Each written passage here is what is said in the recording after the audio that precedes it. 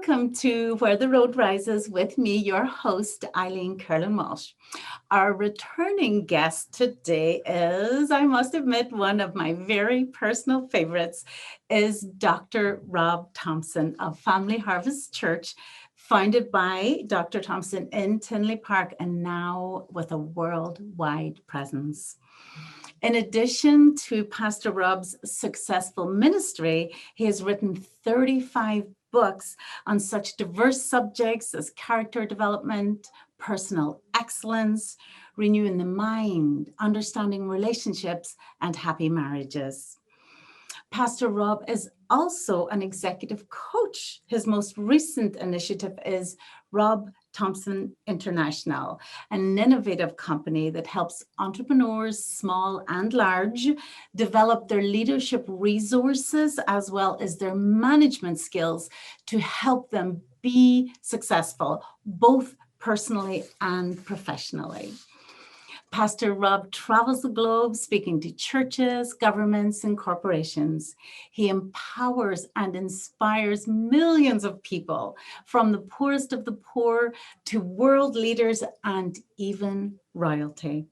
He has ministered in over 40 countries in the world, and I am just delighted that he will share his wisdom and his worldview with us today. Welcome, Pastor Rob.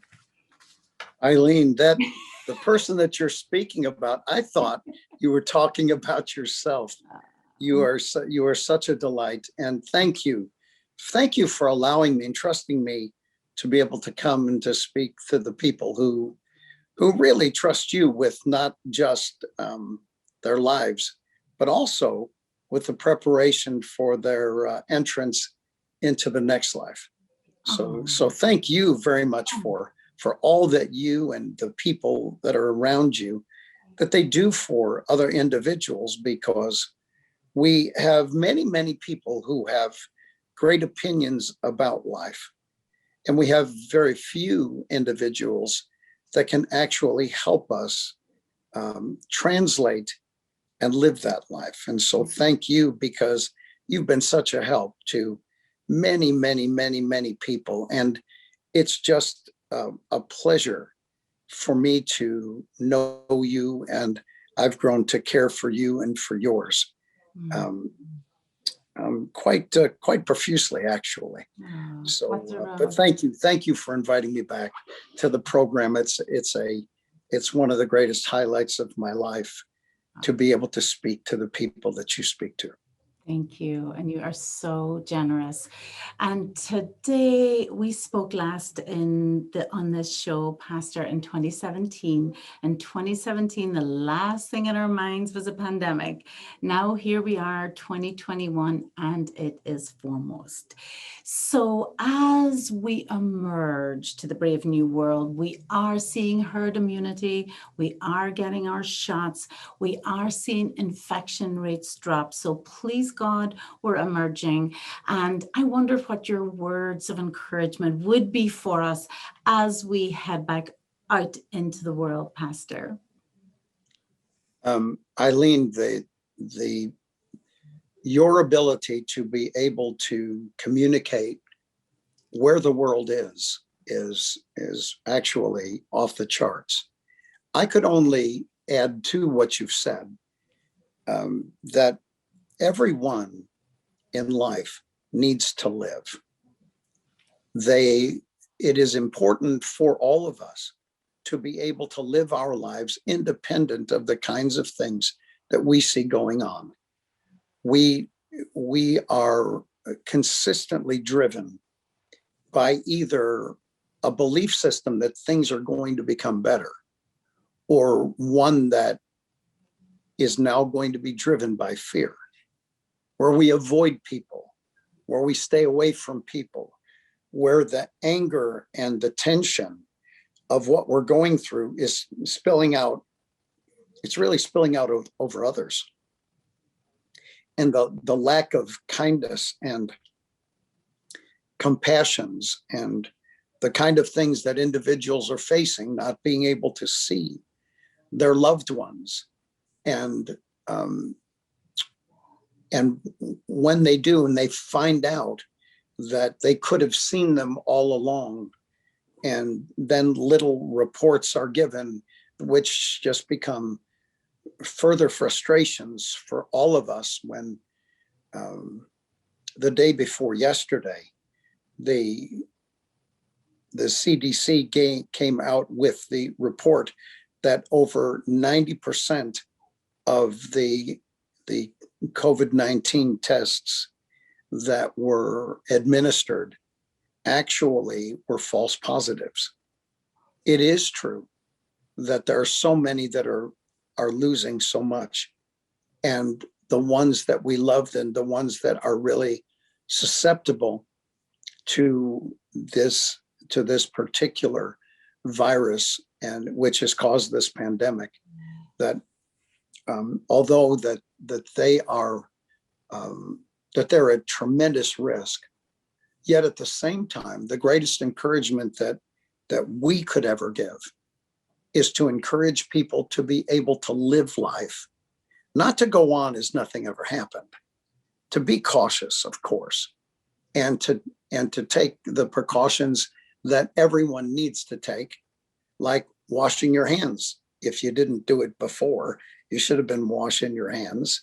If you were doing things actually that are now, that they're encouraging us to be able to take care of ourselves hygienically, all of that should have been done with people in the past. It's just now kind of at a heightened place. And so I would encourage people that through this pandemic, because I like the rest of, in many cases, much of the media will come out and say that we fairly are, we're toward almost a new normal. Yes. When there's so much turmoil, there's so much heightened tensions in our marketplaces, in our political structure, in our nation, that what we need to do is we need to actually make sure that we continue to live our lives regardless of the distractions that society seems to be facing today. Oh, right. Those are encouraging words, Pastor Rob. Let's speak to the grief, the loss of lives. You made mention of those who were not able to be with their loved ones. Yes. Pastor, I sat with a client who had lost her husband just a few months previously. And I said, did you have an opportunity to see him? Were you able to Zoom? Were you able to at least talk to him? And she said, I was in intensive care myself with COVID. So that family were sat at home stricken with their father who did pass, their mother in intensive care, not able to be with them, not holding hands. So just the depth of that grief. What words would you speak to those who not only did they lose their loved one, but they weren't able to be with them. They weren't able to grieve with family and friends and mourn in their traditional rituals in a way that does offer comfort for them to be able to walk on in their shoes. Pastor Rob, what would you say to them?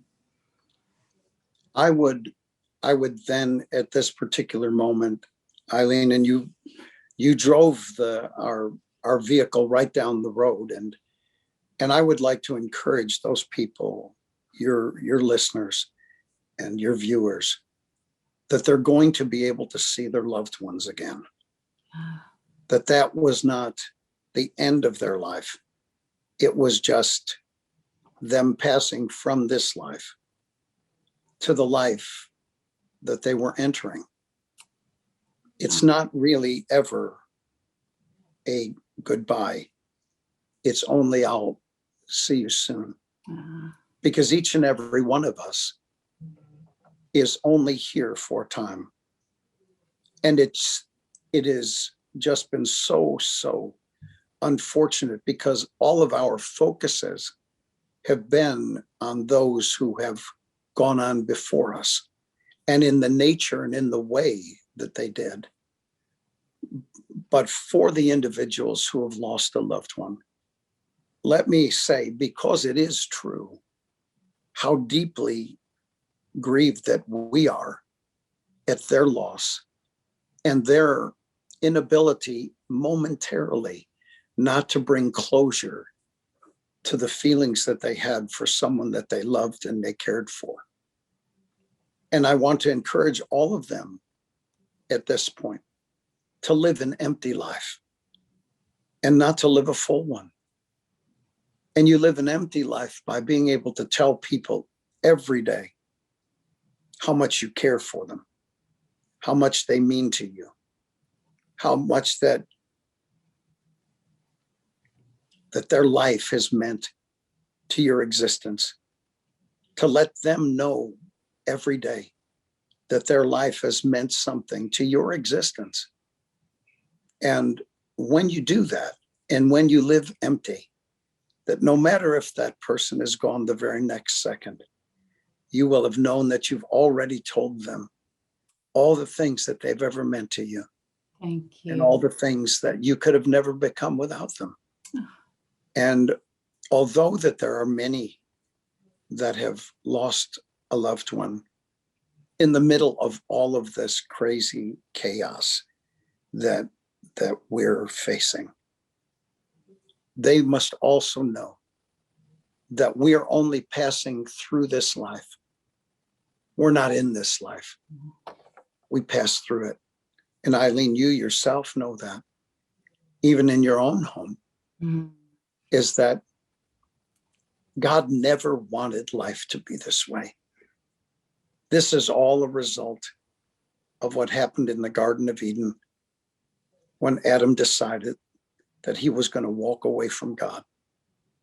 And when he did, we have spent the rest of all of our existence, all of our existences, we spent all of that time trying to return to the very thing which we lost all those years ago. And we search for it every day. And so for those who have been bitten by grief and by pain, the only one that could ever heal anything is God himself. By receiving the Savior, as Eileen, you've spoken about so many times, by receiving that Savior as your Savior, as well as your Lord, he'll wipe away the pain. He will wipe away the tears. He'll give you a purpose for life and for living. And then I think that you'll realize and that you'll understand that when someone goes home, they're only going to sleep, but they're not going to be any less in being resurrected. And that way, for eternity, you will be able to see them again. And one other thing that I would like to be able to mention, and that's regret. There is not anything else in life that cannot be taken care of and cannot be dealt with, and the books can be balanced on, except regret. Because once you regret something, it seems like there's no way back. And in this particular case, live your life with those who remain. And in one of the parts of my life, I tell people that your life is only affected by one of two things. It's affected by your future, or it's affected by your past. If you allow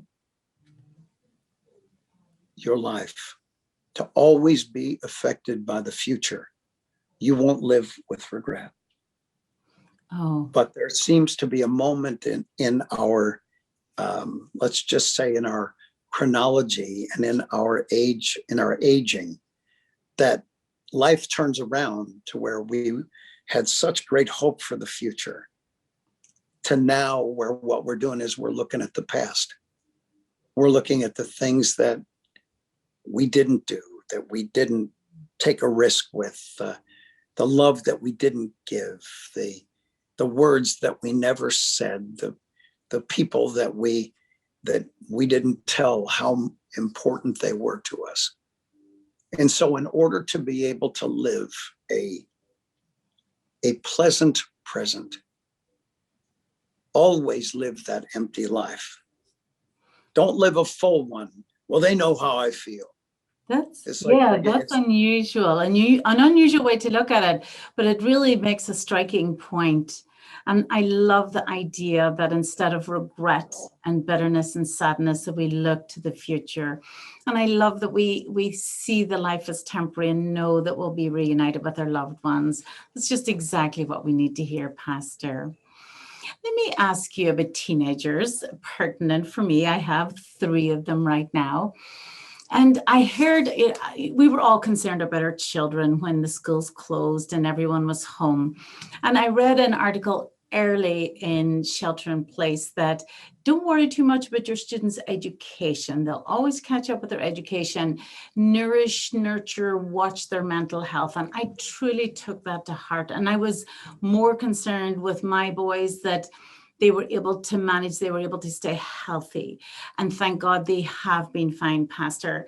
Many teenagers have struggled. They've struggled not with just losing all their activities, but their friends. They've lost a sense of belonging. They've lost the growth, that vital socialization that they would be participating in during 7th grade, during 8th grade, during their first year of high school. And the last year, so much of that has been taken away. And for those who are struggling, maybe you could speak a little to them with such a, please God, long future in front of them. Maybe you could even reflect on your own teenage years to give them words to go forward and have them believe that they no regret over what they missed in the last year.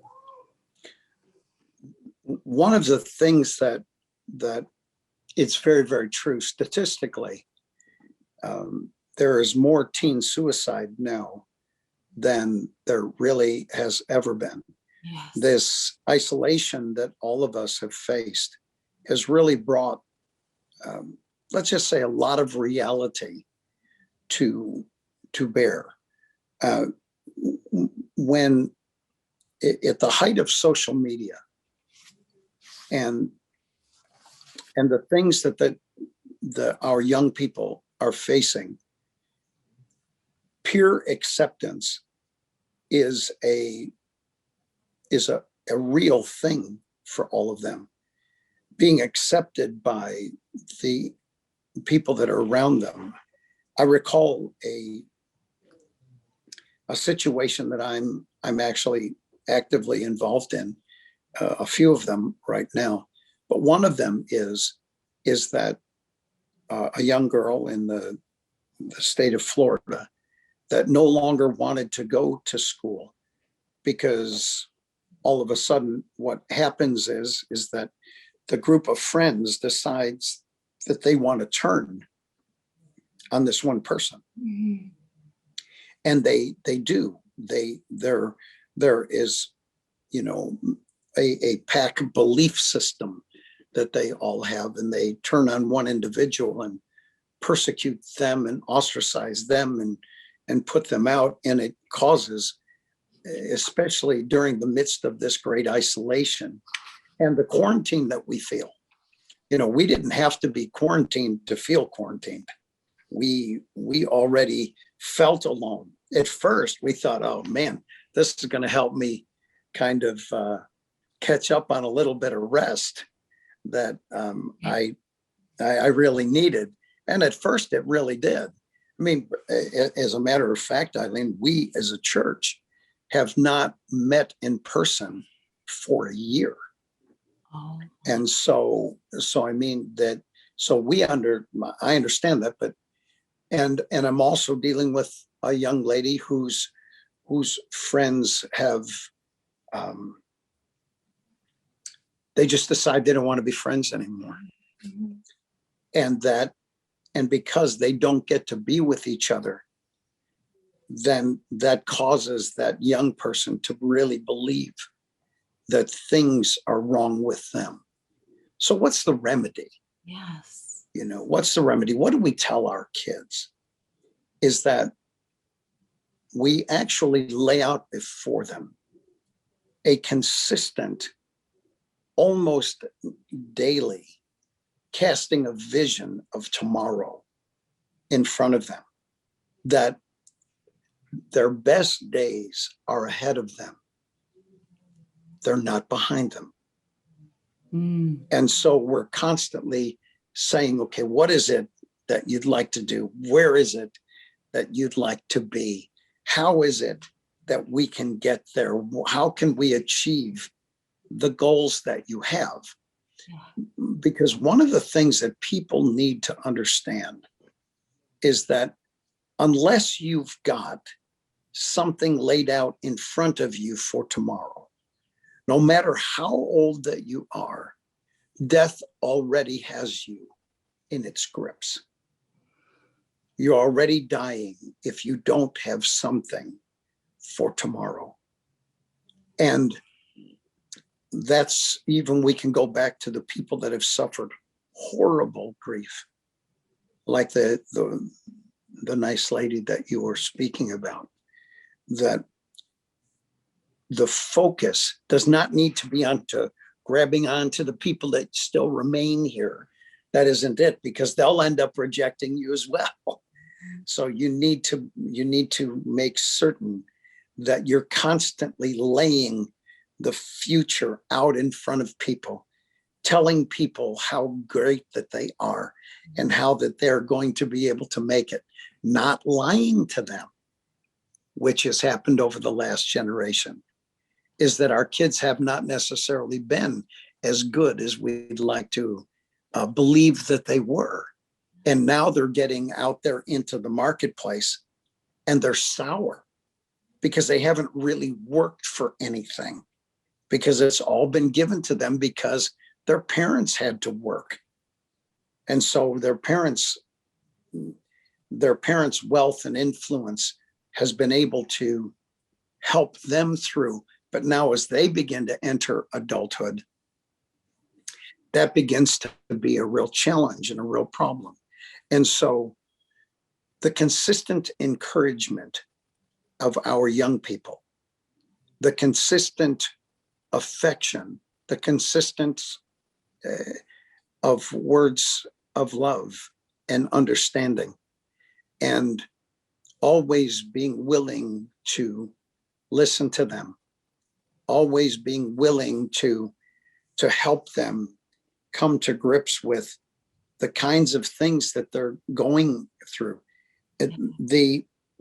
I think, to be more frank about the challenges with friends, I think it's easy to probably say these young people, whether they be boys or whether they be girls, their hormones are screaming, and then you're telling them that they need to be alone all the time. Well, that can only go so far. Okay. And because it doesn't have the encouragement, it doesn't have the excitement, it doesn't have any of the things that you get when you are around other individuals.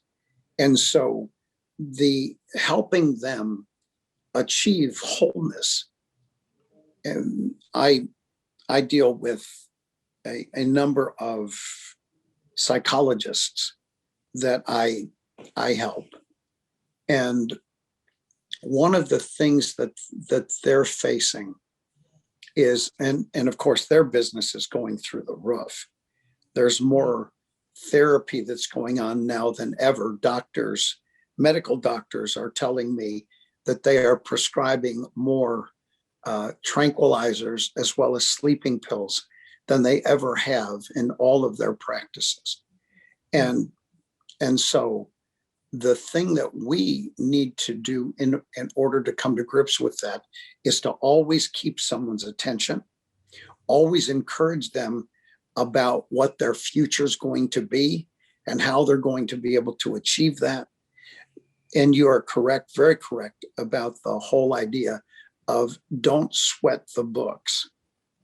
But at the same time, you need to make certain that they do everything they need to do, because many of our young men and young ladies need to have the scholarships for university that, because parents don't want to spend $60,000 or $80,000 a year to send their child to university, but at the same time, they certainly don't want the child coming out of university with in between $200,000 and $300,000 worth of debt.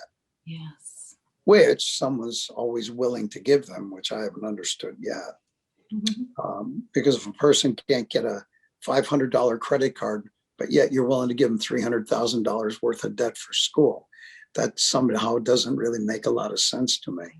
But I suppose as we bring this to a reduction concerning our young people, is that we're consistently encouraging them, consistently affirming them, consistently bringing them to a point of affection, consistently causing them to realize that this is only a place that we're all going through, honey. You haven't seen this part in your life. This won't be the last thing that you see during your lifetime.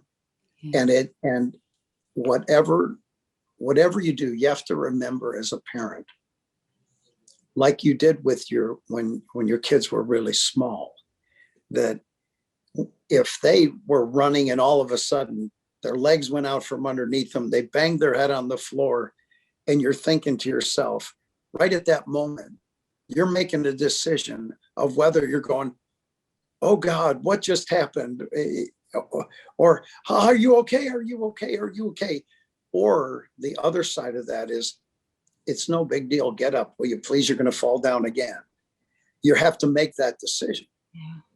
Because if you make the deal really big, your teenagers are going to make it huge, because that's just the way it is. Yeah. But if what you do is you consistently say, okay, we're going to put our heads down. We're going to get through this.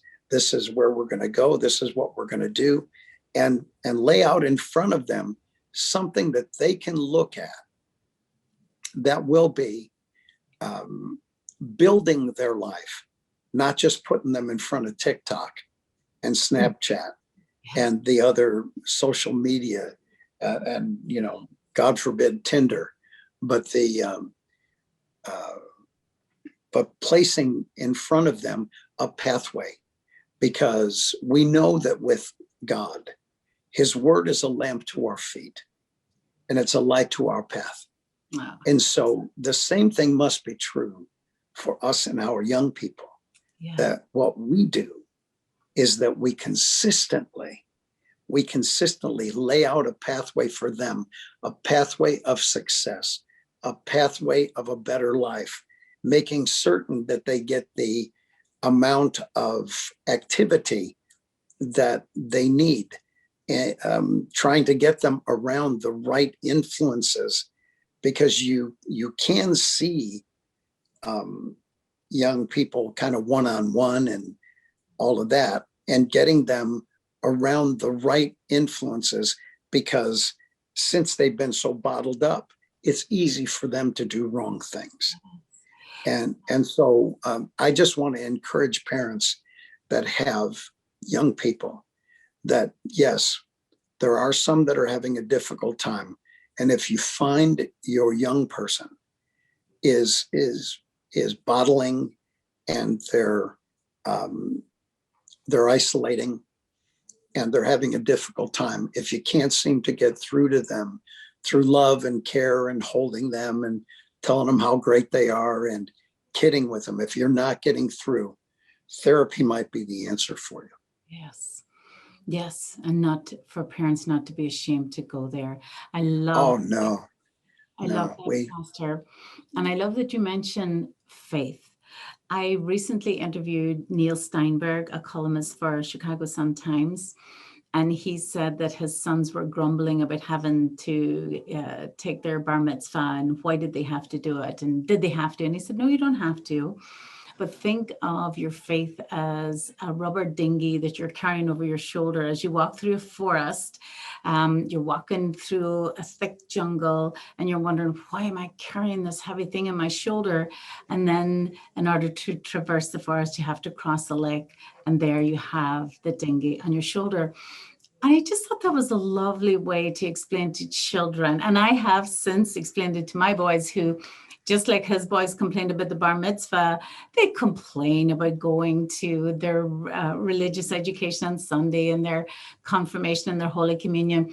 Not the ceremonies themselves, but that they have to go to something. So to explain to them with all the resources, God as a third parent, God as someone to be with them all the time too, is not too old-fashioned. It's still good for them to know that faith has a place in their burgeoning lives. Pastor. It's a very interesting understanding. I think that was invaluable of what the gentleman had mentioned.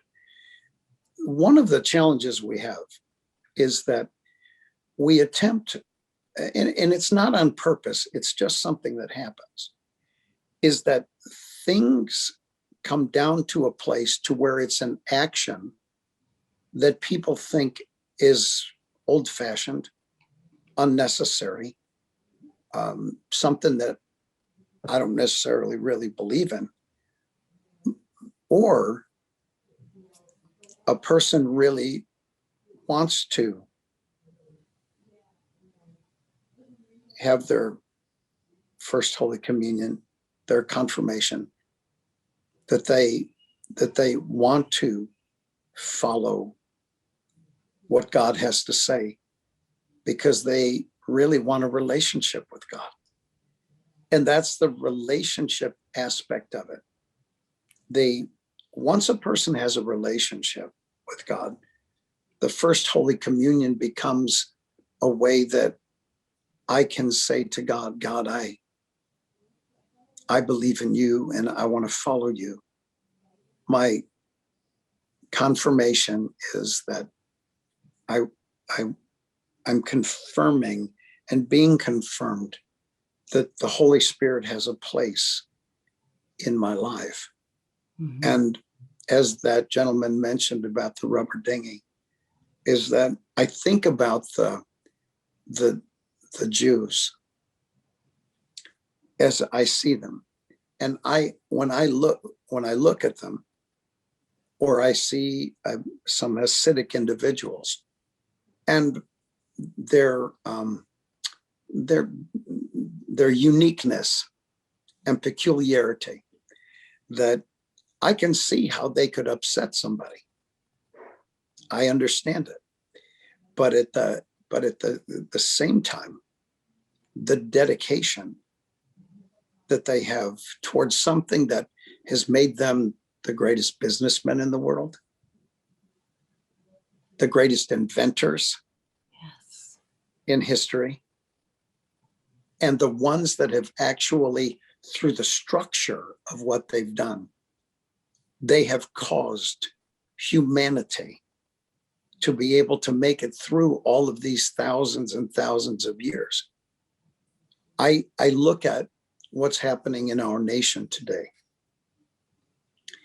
and the greatest persecution that people are going to see will be against the Christians.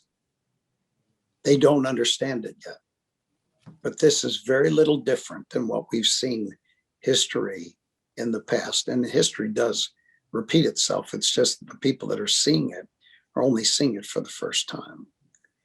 And so it's Christianity that gives America its structure. Right. Yeah. The Judeo-Christian law. I mean, you understand your Blackstone law. you get the fact that it's those original law books that are the structure of our nation, that we can trust a system, even as little as we do, having sometimes just some very wicked people in those positions. The position's not wrong, but it's the people who are in the positions that need to be altered at times. And so it's that kind of structure that has made America what it is, the greatest nation that the world has ever seen. God bless. And Yes. a very, very, I mean, Eileen, you're from Ireland, and so many Irish people came from Ireland to America with the same search in mind, that they wanted to be able to love God, serve God, create a better life, and to be able to express themselves and to take the opportunities that were afforded them and to show the world what they could create out of their desires. And so that's a pretty interesting kind of thought. Thank you, Pastor. So in addition to our families and the struggles that they have had and are coming through with the virus, business owners too, pastors, have struggled. Some have been shut down. Some people have lost their jobs. So for the businesses that are, again, emerging post-pandemic, what would your advice be to them? Would you say that if you get a certain mindset with your business, you're going to be successful in any environment? Would you say that this is an opportunity for them to hit the reset button? What is your advice to the businesses who feel that they've, suffered a tremendous setback? And maybe you could also tell us a little bit about your business initiative, Rob Thompson International. The biggest thing that we find is that you cannot stop an entrepreneur. The entrepreneurs have to consistently adjust the way that they go about everything that they do in business. Multiple streams of income are the things that our businesses need. We've now discovered that we've had a certain amount of years where, and it took us that long to be able to build many of our businesses, but we find that we now need to change the way that we're doing business. We saw this with restaurants. Some closed down completely. Some tried to, kick against the authorities that were coming after them. And we found some that were able to do carry out. Now, in some cases, Eileen, of the people that I have had the privilege of helping, in some of those cases, some individuals have done better than they were doing when they were, we'll just say, open to the public. Mm-hmm. They've done better at being able to offer their services to the public. They found different ways, innovation of people are always going to eat. People are always going to need gasoline. What are the things, and this is something that you ask, what are the things that we can do that are always going to be necessary, regardless of what's happening on the surface? I cannot express enough that all of this stuff on top was a distraction. I'll give you a small scenario even of the business portion of the religious end, is just as an example. Mm-hmm. many of my contemporaries globally, because this is global, this isn't just American, it's global.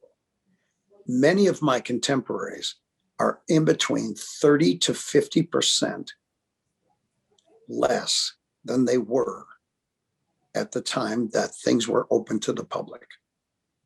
30 to 50%. I'm not. I'm more than I was when I was open to the public.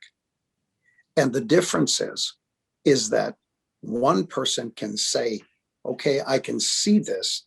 Let me change a bit of what I'm doing. Let me retool what I'm doing. Let me give you an example of that. I have a man who is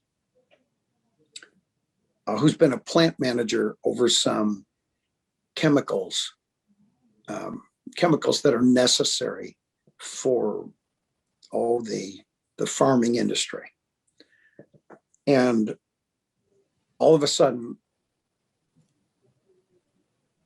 two and a half weeks ago, I get this call. I'm in my car. I get this call, and this gentleman's on the other side and said, 2 weeks ago, I just got this great bonus, and now today I got fired.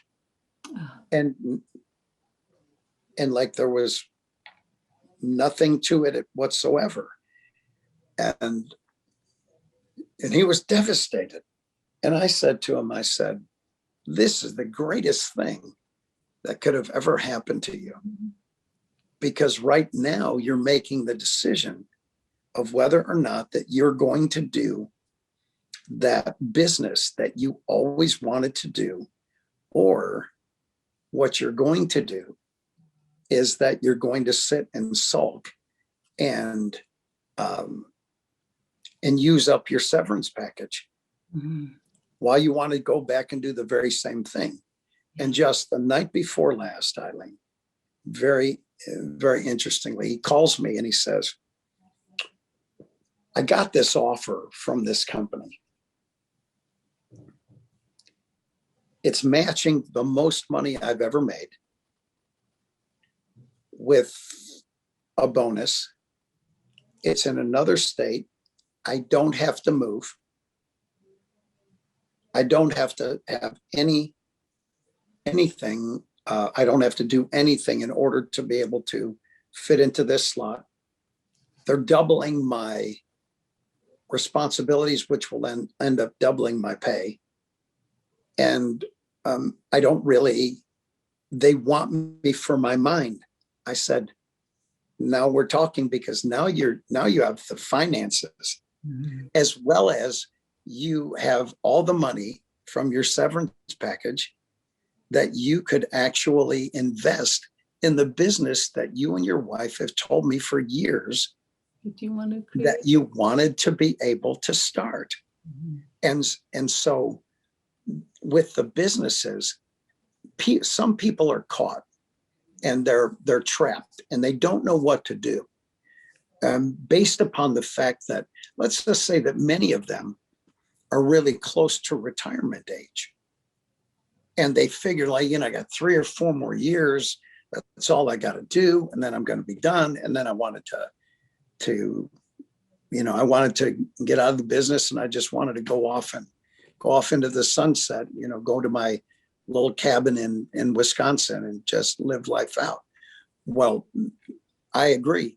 For them, that's difficult because they don't have the time to retool.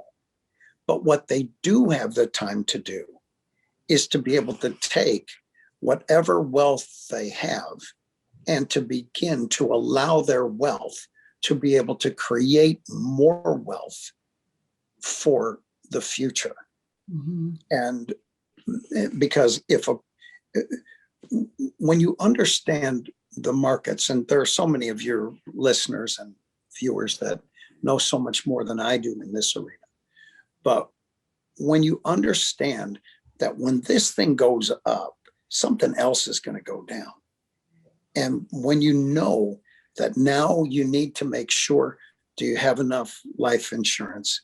Have you had, Eileen, Have you had Eileen Curlin Walsh take care of your Affairs. estate planning and airfares? Is everything where it needs to be?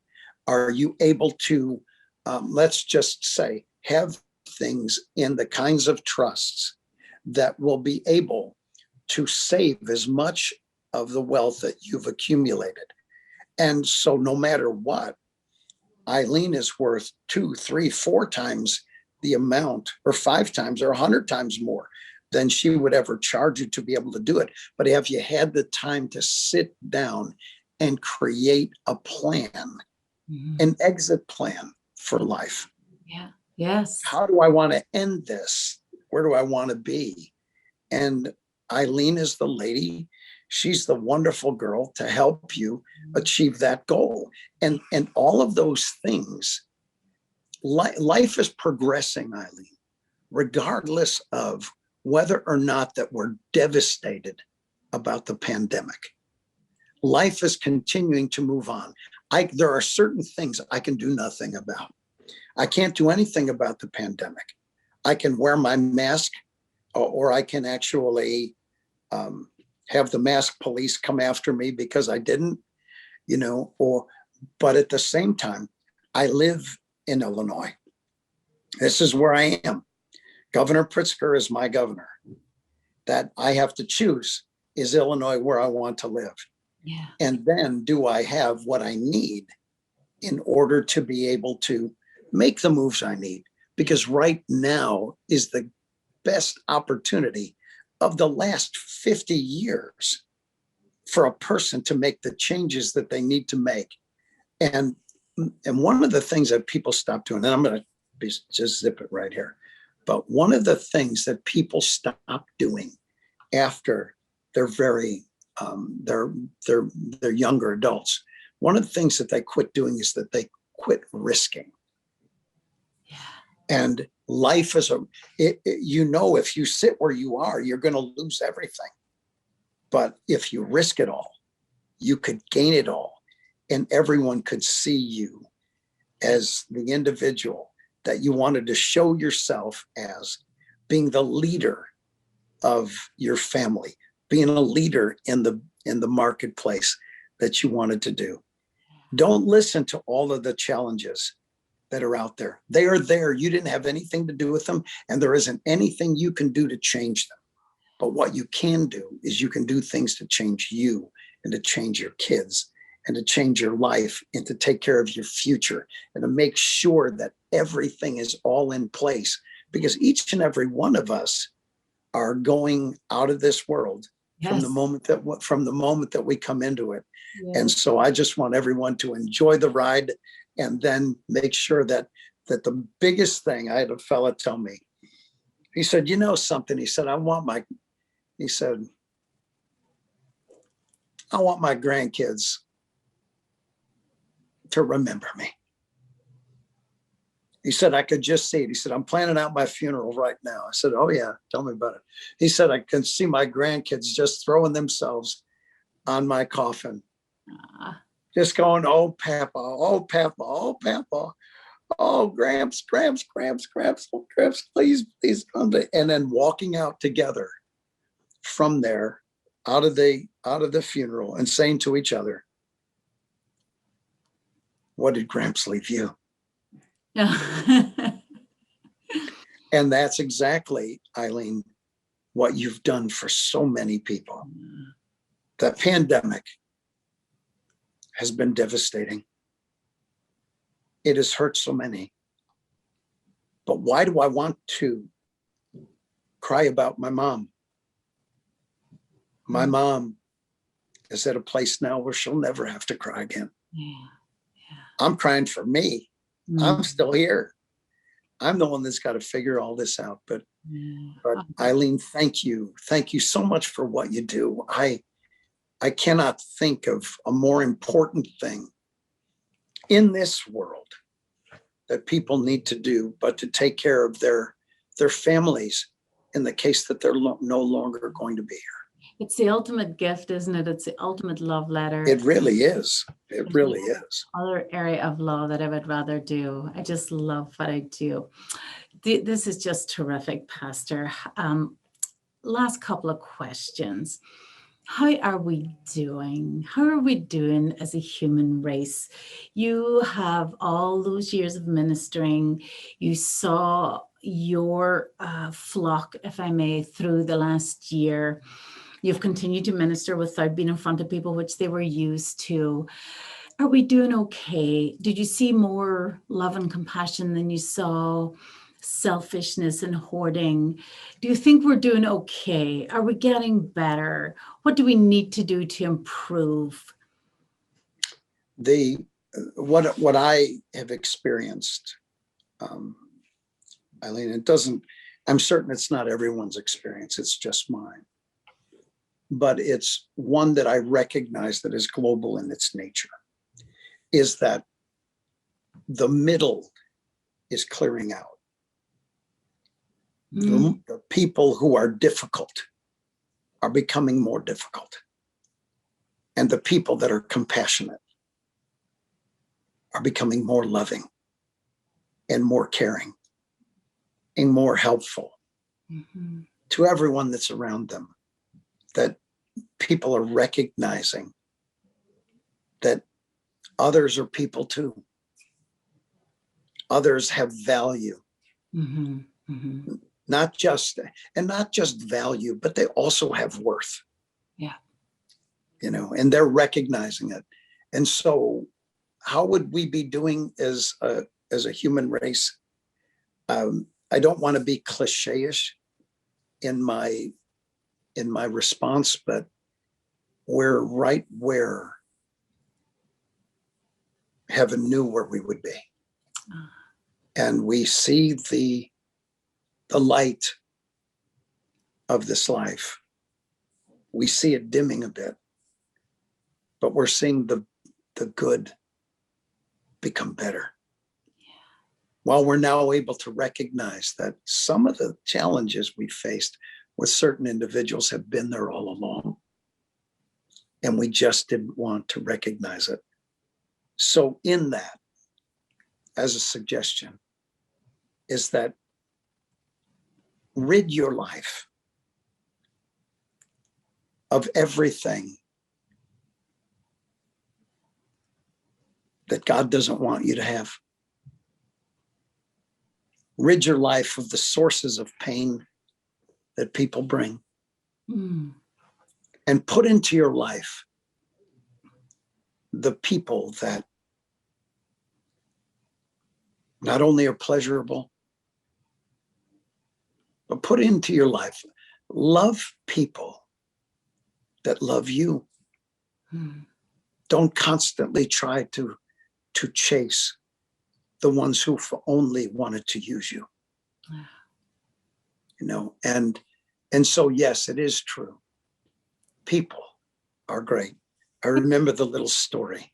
They are great. They are great. And Pastor, last time you were on the show, you said something which has always stayed with me. And that was, I want to be a sermon, not give one. That was the little nugget that I took away and carried in my heart. So maybe you would leave our viewers with some final words of wisdom, if not your own, maybe a Bible verse that you love, or a quote, or maybe a little line from a poem, something to leave us with as we go back out into the world and with the hope that we've talked about today. This one small thing I've been thinking about, and there are two things that happen. People are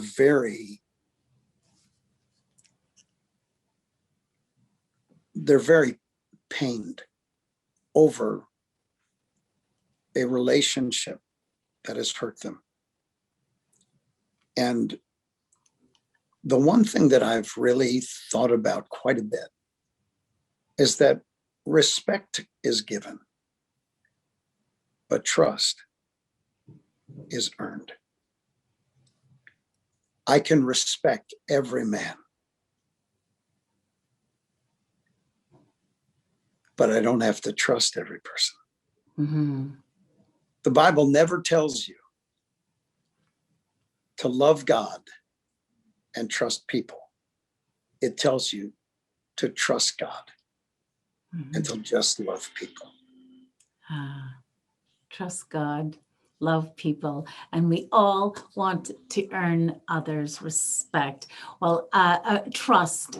Well, I respect and I trust you, Pastor, and thank you Well, so thank you. You're much very kind. for your words of wisdom and your insight today.